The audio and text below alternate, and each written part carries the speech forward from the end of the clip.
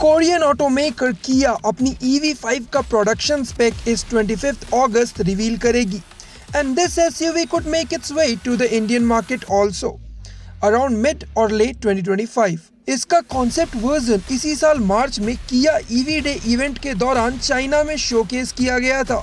EV5 design is highly inspired by the brands flagship EV product EV9। In fact आप कह सकते हैं कि ये EV9 का स्मॉलर वर्जन ही है with a 5 seating configurated 2 row of seating।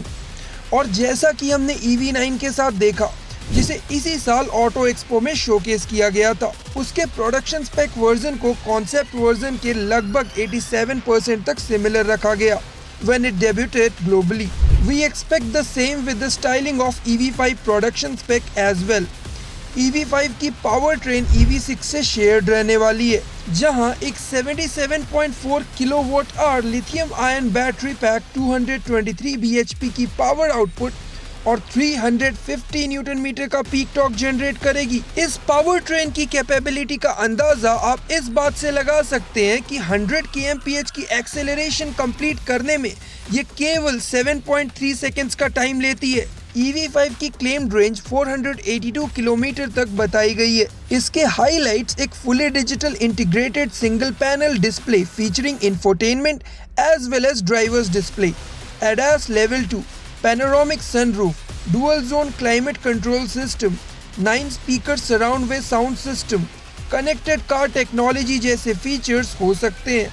Company इसे EV6 के नीचे प्लेस करेगी which will eventually bring its prices lower, making it a better economical buy in the lineup। और यही बात इसके इंडिया के सेल्स फिगर पर एक पॉजिटिव इम्पैक्ट डाल सकती है। और अगर उन्हें एक feature loaded SUV with a sufficient power output मिल रही हो, that too in electric range, which is considered to be the tomorrow of automobile sector, then why wouldn't it be on priority of any buyer?